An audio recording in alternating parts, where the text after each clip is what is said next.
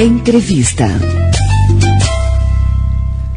Conheça os direitos e os deveres dos cidadãos durante as abordagens policiais. Abordar cidadãos nas ruas das cidades do país e em ambientes particulares como casas, empresas e automóveis é rotina para os policiais militares. Porém, esta ação nem sempre é bem sucedida e por vários motivos. Às vezes a pessoa abordada se recusa a colaborar com um agente de segurança pública e às vezes, mesmo colaborando, ela não sabe como agir. Outras vezes, a responsabilidade de uma abordagem mal sucedida é do próprio policial, que acaba por descumprir muitas das regras estabelecidas pelo próprio comando da PM. O que pode e o que não pode ser feito por agentes de segurança durante os procedimentos de abordagem. Para responder essa questão, o tenente Guilherme Viotti, subcomandante da 163 CIA de Polícia Militar, irá conversar agora com o Jornal da Cidade. Bom dia, tenente. Bom dia. Tenente, um policial, ele pode fazer revistas dentro de qualquer casa, lembrando da importância desse tema, não é, tenente? Muitas vezes realmente nós vemos, inclusive depois que o celular ele passou a ter essa opção de filmagem, a gente vê que às vezes as confusões acontecem no momento da abordagem. Só para esclarecer, a abordagem ela é prevista em normas, em leis. É um poder discricionário da Polícia Militar. Então, como disse aqui, muitas vezes o militar descumpre norma, não é que ele descumpre norma, é que as pessoas, por falta de informação, ela acha que ela não pode ser abordada. Mas como que a Polícia Militar vai identificar um cidadão de bem ou não, sem fazer uma abordagem? Então, às vezes, o desencontro de informação é que traz a pessoa reclamar que o militar está sendo arbitrário, ou até mesmo do militar prender a pessoa por um crime de desobediência, por exemplo. É falta de conhecimento mesmo.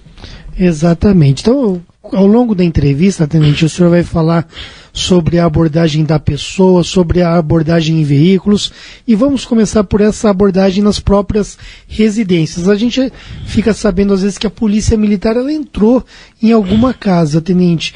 Quando que isso acontece? Quais que são as circunstâncias que justificam e que autorizam a PM entrar num lar? Essa circunstância ela acontece através de levantamento, né? A gente obtém informações que ali pode estar acontecendo algum ilícito, né? Ou tráfico de droga, ou tráfico de armas, ou cidadão procurado pela justiça.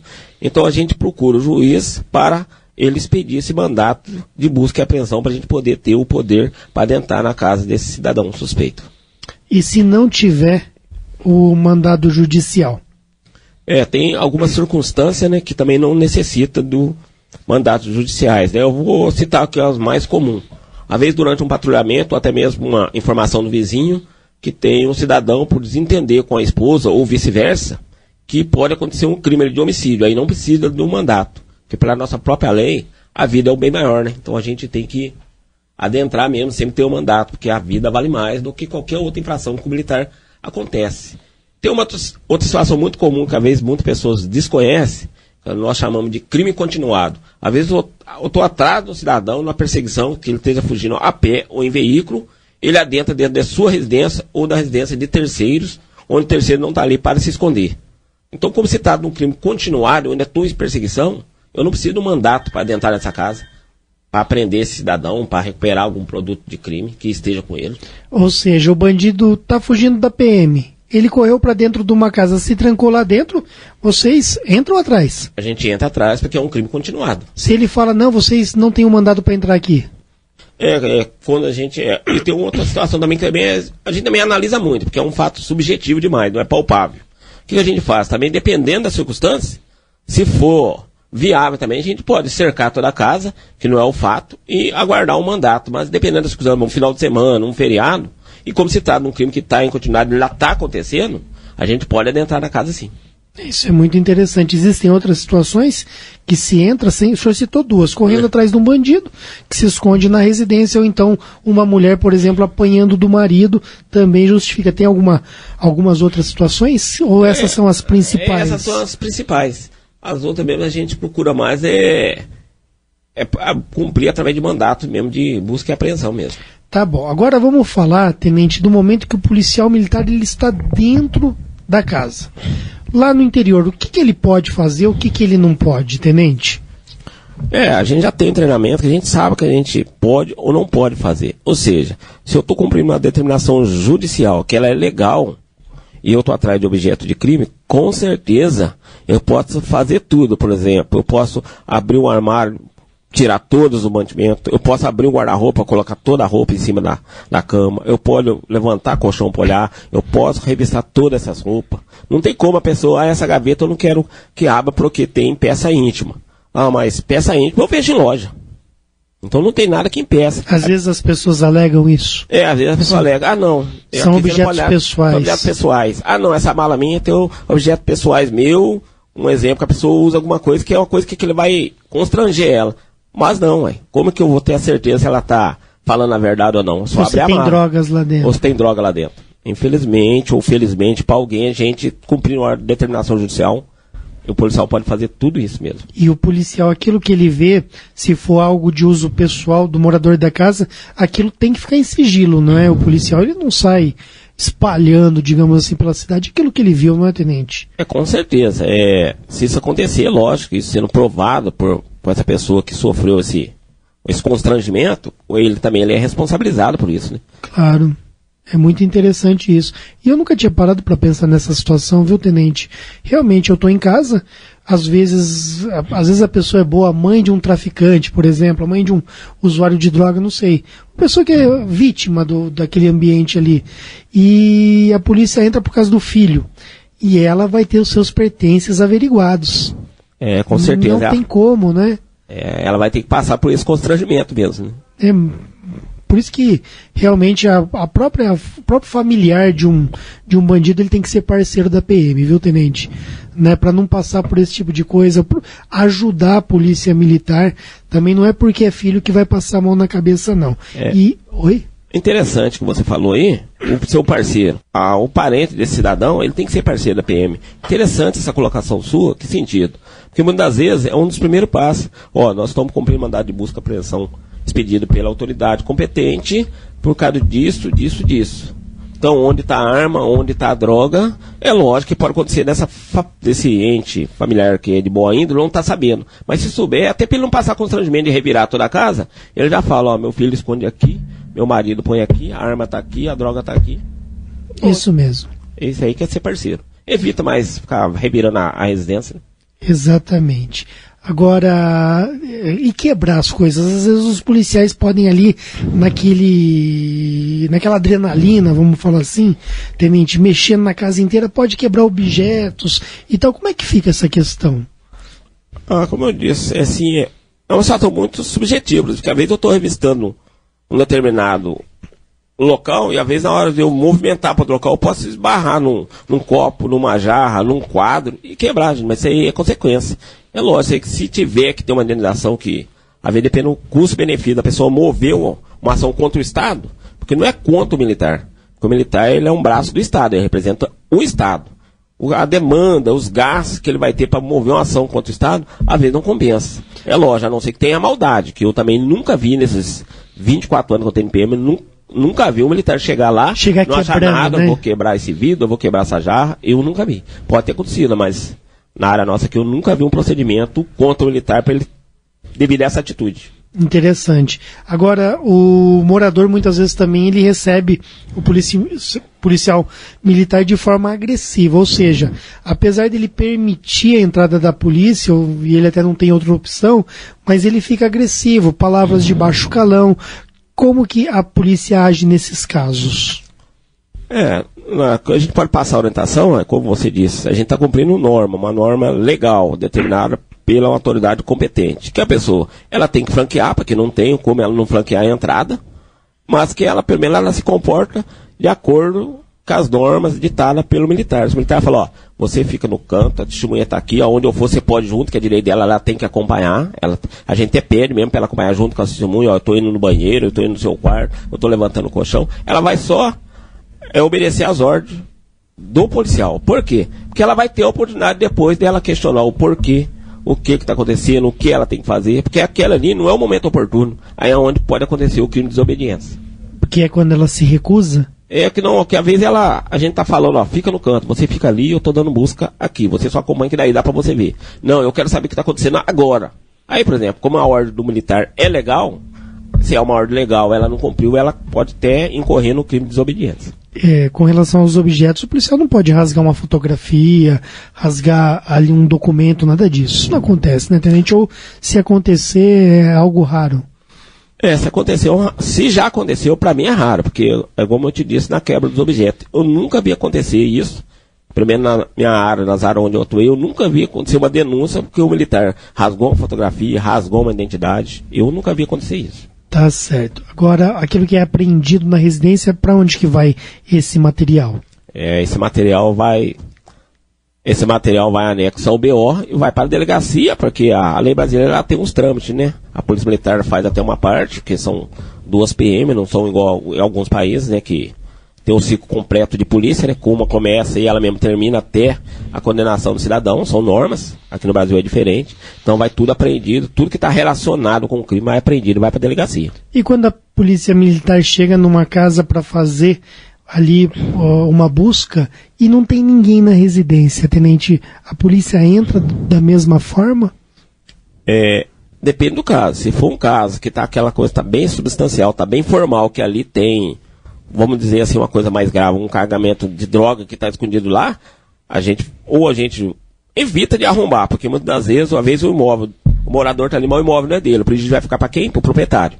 Então o que a gente faz? A gente aciona as testemunhas para acompanhar, aciona-se um chaveiro, ele vai abrir a porta, a gente vai adentrar, vai apreender e vai tentar localizar o morador para também conduzir ele também, né?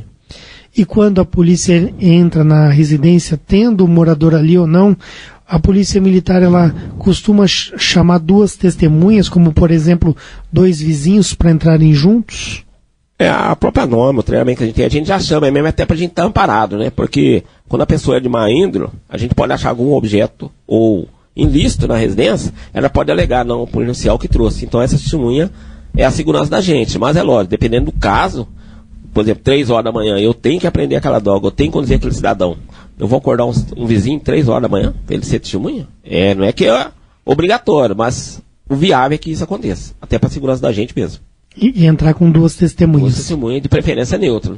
Agora, o policial pode revistar uma pessoa na rua, em quais situações? A gente usa, a Polícia Militar usa muito, e a Polícia Civil também, fundada suspeita. Só que fundada suspeita, ela é muito subjetiva. Por que ela é subjetiva? Às vezes, uma atitude que o cidadão toma, para mim, é fundada suspeita. Às vezes, para outro militar, não. Mas pode acontecer, às vezes a pessoa, como a gente disse no começo da entrevista, é falta de comunicação, falta de conhecimento que ela acha que o militar, ou o policial civil, ou até mesmo a guarda municipal, porque ela é uma força pública. Ela não pode abordar o cidadão. Mas o primeiro passo, eu penso, se eu não devo nada, por que eu vou ter medo, né? Ser abordado, ser pedir meu documento, que é um exemplo claro. Eu sou militar, eu sou paulista, eu vou pro estado de São Paulo, quando eu estou de férias. O que tem o militar para aí? Eu vou falar para ele, eu também sou polícia. Não, mas quer revistar, tá aqui, o documento do meu carro tá aqui, eu tô aqui. É lógico que com o meu treinamento eu já aviso, eu tenho arma dentro do carro, eu tô armado. Por quê? Porque senão ele vai achar que eu sou bandido. Eu tô armado, mas eu sou militar, meu documento tá aqui, você quer conferir, tá aqui. E já aconteceu com o senhor? Graças a Deus não, porque eu vou para São Paulo. Meu pai é militar lá, aposentado, então todo mundo me conhece, tão dificilmente, e muitos são amigos meus que entrou na polícia lá, eu entrei aqui, então não tem... Todo mundo conhece então, o senhor ali. É mais difícil do cara me abordar, tá passeando, então é mais difícil. Mas pode acontecer, por exemplo. Não aconteceu, mas eu já fui para Cabo Frio mesmo, fiquei lá, o hotel que eu tava, tinha militar que foi lá tomar um café. Poderia ter me abordado, por que não? Exato. E sempre manter a calma e colaborar, né? Qual que é a postura que a pessoa deve adotar durante a abordagem? Tem uma postura padrão? Eu não tenho uma postura padrão. Tem eu vou dizer assim, não é bem uma postura, mas o principal, o primordial que eu acho, é obedecer às ordens do policial militar. Que muitas das vezes, o cidadão fala, o cara foi sem educação, mas não é que o treinamento, até que eu não saiba quem que é, eu tenho que ser mais enérgico, que a gente chama uso progressivo da força. Ou seja, vamos imaginar de A a Z.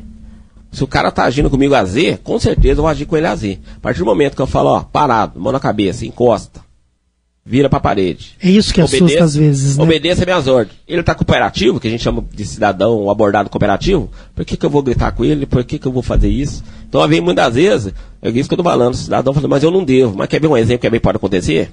Há uma denúncia, eu vi um suspeito aqui, eu acho que ele furtou no supermercado, ele tá com a camisa vermelha e bermuda jeans. Só que da coincidência, a viatura tá descendo em encontro com o cidadão. Eu não sei quem que é, eu só tenho essa informação. Não falou se é alto, se é negro, se não é. O que eu vou fazer? Eu vou abordar o cidadão. Se ele não tiver nada, é só ele colaborar, um amigo. E depois a gente vai dar cena, porque tá acontecendo, acabou de ter uma denúncia aqui, que tava o cara com a camisa vermelha, bermuda jeans. Deu coincidência, deu tá indo para o estabelecimento e encontrei com você. Eu tenho que te abordar, eu não sabia que era você, não tinha outra informação. Porque, por isso que a gente pega o máximo de informação. Porque essa pessoa fala, camisa vermelha, calça jeans, cidadão de cor. Eu pego camisa vermelha, calça jeans, o cara é branco, com certeza eu vou passar por ele, né? Exato, e às vezes a pessoa bate as características e não é o próprio bandido, né? Então, mas a polícia, como é que ela vai saber se ela não abordar? Carol? A dona Sueli pergunta no WhatsApp se uma mulher for abordada por um policial do sexo masculino, se ele pode fazer revista nela. Não, a norma, ela já prevê que quem faz revista em mulher tem que ser outra mulher, ou seja, ou uma policial feminina, ou se a gente tiver a situação que há necessidade dessa revista, dessa busca, dessa geral, vamos assim dizer, no popular, a gente vai acionar uma mulher do povo de boa índole, explicar para ela, você precisa dar a busca dela aqui, assim, é assim que você vai agir. E é assim que funciona. E tem exceção a essa regra, tenente? Sempre uma mulher vai ter que revistar uma suspeita? Tem não sei se a população vai entender, mas tem exceções, mas são exceções, nós policiais, militares, como eu estou usando muita palavra subjetiva, porque são fatos que não dá para você palpar. Você falar regra e acabou, não. Tem situações que a gente tem que analisar. Quer ver um exemplo? Que eu conheço um fato lá pro lado de Areado, mas assim, se eu estiver na zona rural, tá eu e... vamos supor que só tem policial masculino, a gente pega uma quadrilha. Já achou arma, já achou droga, produto de crime, e tem todo cidadão de busca nos caras, e tem 2 mulheres envolvidas. Eu vou ter que analisar. Gente, tem como chamar uma policial feminina? Tem como chamar uma mulher para vir dar busca dessas mulheres? Não, não tem.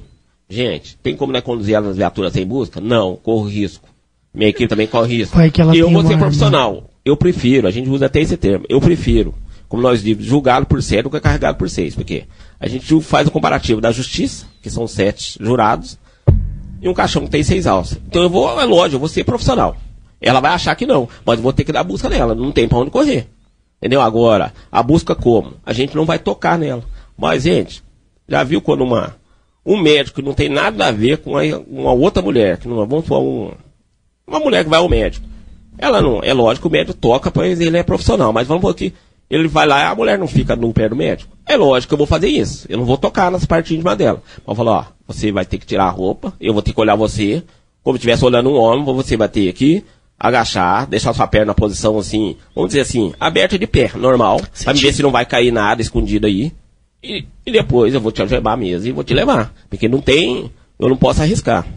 Como eu estava te dizendo um fato, em Areado mesmo, estava tendo muito, na época eu era soldado em Campeão, estava tendo muito furto de motor de lanche.